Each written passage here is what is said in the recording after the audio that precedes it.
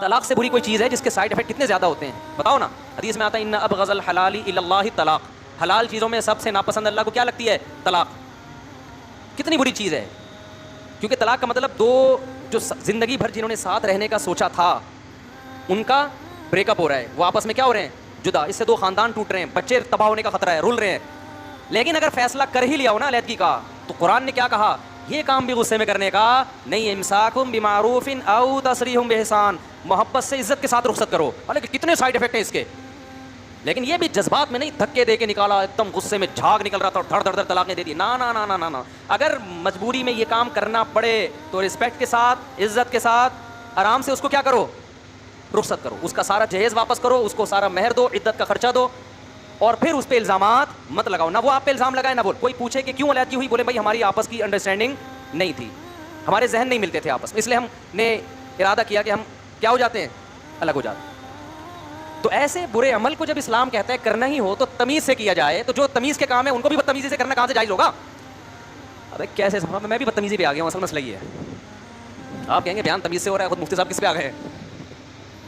تو بھائی ہم جو یہ بیان کرتے ہیں نا, یہ اپنے لیے بھی کر رہا ہوں. آپ بھی مجھے کسی نے غصے میں اچھلتے کودتے دیکھ لیں تو لوگ کہہ رہے ہیں اس نے دیکھو کیسا بیان کر رہا تھا اور آج کیا ہو رہا ہے. تو میں تو لوگوں سے کہتا ہوں, میں کب دعویٰ کرتا ہوں یار میں 100% نیٹ کلین ہوں. بھائی ہم تو بیان کر اس لیے رہے ہیں تاکہ کس کی اصلاح ہو, آپ کی بھی ہو ہماری بھی ہو. تو ہم نے دعویٰ کیا ہی نہیں ہے. یہ الزام تو اس پہ ہوتا ہے جو دعوے بڑے بڑے کر رہا ہوتا ہے نا.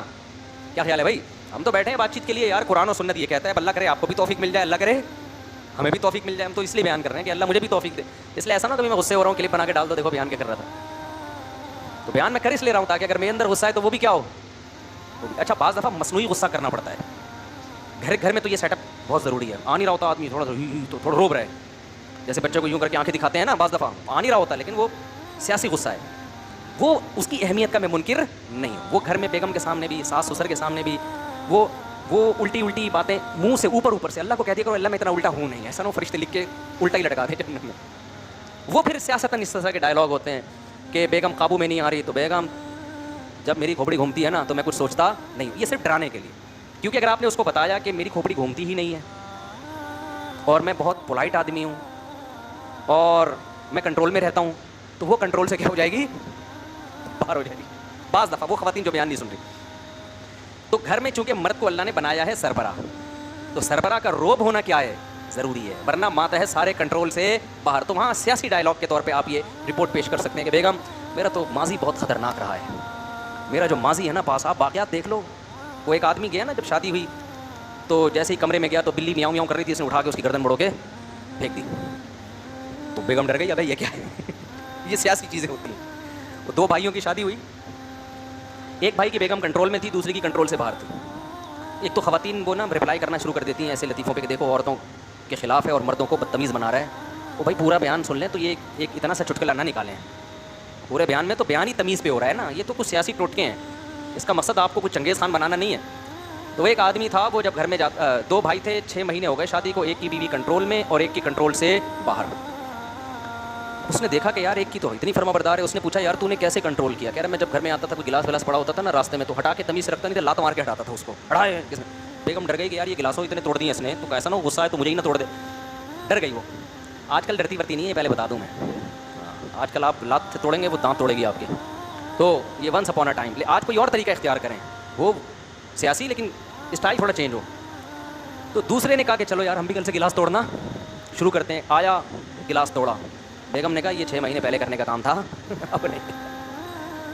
تو آج کل کی خواتین جو ہوشیار ہو گئی اس پہ بس ایک مختصر لطیفہ سنا کے کہ آج کل کا تھوڑا ٹیکنیکل طریقہ اختیار کرنا پڑے گا. وہ ایک آدمی نے روب کے لیے کیا کیا, جب شادی ہوئی نا تو کپڑے لٹکا دیے دلہن کے, 3 دلہنوں کے کپڑے, تاکہ بیگم روب میں آئے. بیگم نے پوچھا یہ لیڈیز کے کپڑے لٹکے ہوئے ہیں یہ کیا ہیں؟ اس نے کہا دیکھو میری پہلی بیوی بدتمیز تھی, میری بات نہیں مانتی تھی, اس کا مرڈر کیا میں نے, اور یادگار کے طور پہ میں نے اس کی ساڑی یہاں لٹکا دی. بھائی خطرناک. یہ دوسرے کپڑے کس کے ہیں؟ وہ سمجھ رہا تھا یہ ونس اپون اے ٹائم پرانے زمانے کی لیڈی ہے. اس نے کہا یہ دوسرے کپڑے کس کے ہیں؟ اس نے کہا یہ دوسری بیوی پہ میں نے دوسری شادی کی, وہ بھی قابو میں نہیں تھی, اس کو بھی مار دیا میں نے, اس کی یادگار کے طور پہ دلہن کا ڈریس میں نے یہاں لٹکا دیا. اس نے کہا یہ تیسری. اس نے کہا پھر دوست کے بعد 2 ناکام ہو گئی, تیسری شادی کی, وہ بھی قابو میں نہیں تھی, مار کے یہاں لٹکا دیا کپڑے. اس کا خیال تھا بیگم کانپنے لگے گی. بیگم نے کہا اب یہ ذہن میں رکھنا یہاں تیرا پاجامہ آئے گا, یہاں میرے کپڑے نہیں آئیں گے, یہاں تیرا پاجامہ آئے گا. تو میں آپ سے عرض کر رہا ہوں کہ سیاست میں کچھ الٹا سیدھا بولنا پڑتا ہے، لیکن آج کل کی خواتین بہت ہوشیار ہو گئی ہیں، ایسا نہ ہو کہ وہ لینے پڑ جائیں، لیکن بہرحال سیاست کرنی پڑتی ہے گھروں میں۔ اللہ تعالیٰ سمجھنے کی عمل کی توفیق عطا فرمائے۔